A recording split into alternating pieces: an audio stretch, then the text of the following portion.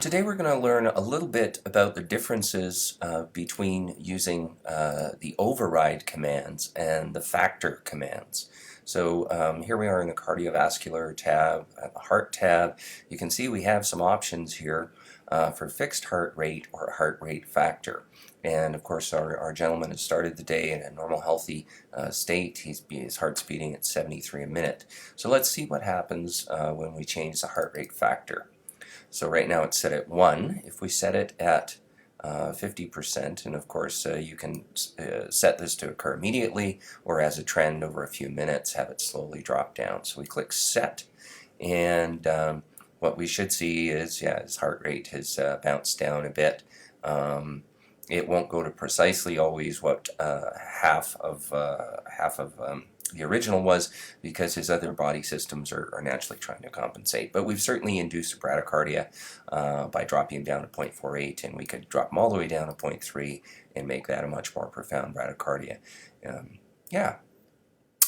So that is heart rate factor, which is sort of a realistic way to depict the heart rate dropping because of, who knows, either drugs or vagal maneuver or something like that. So we'll set it back up to 1. And changing into fixed heart rate. So this is a way to be very, very precise with the heart rate you want. So if you wanted him to be tachycardic at 209, you can click set, and he is at 209, and that heart rate will not waver from that at all. And similarly, you can make him bradycardic. We can set his heart rate at 38. The lowest I believe it goes is 33. So we set it at 38, and it's precisely there. Now this can produce some unusual things happening, so just be aware of that. So if we went now to cardiac rhythm override, left the heart rate at 38, and moved down here to ventricular tachycardia, for some reason we might decide he's had an overdose of epinephrine or something like that. We want to put him into ventricular tachycardia.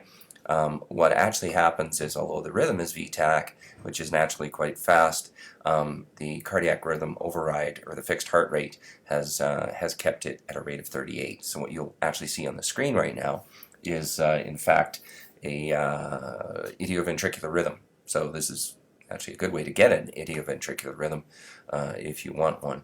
But if you truly wanted VTAC, you'd have to negate that fixed heart rate, and we'll set it to -1, which is the default, and we'll see that he's now in a tachycardia instead. All right.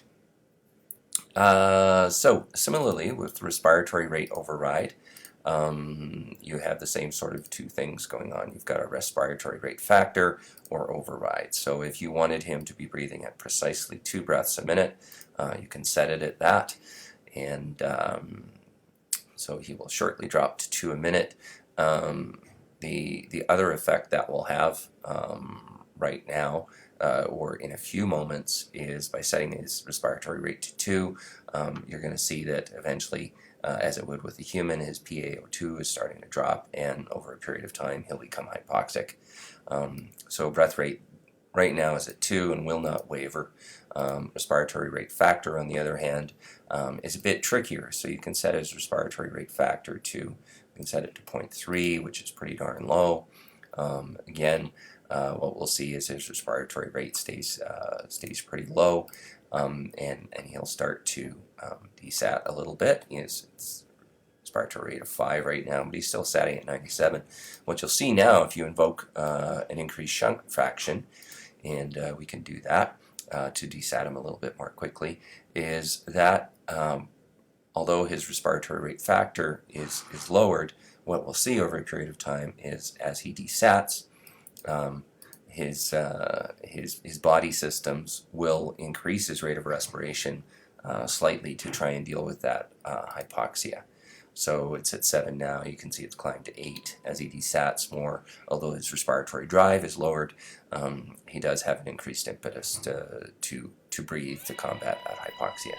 So that's just a very quick sort of overview of respiratory rate factor versus respiratory rate override. Thank you.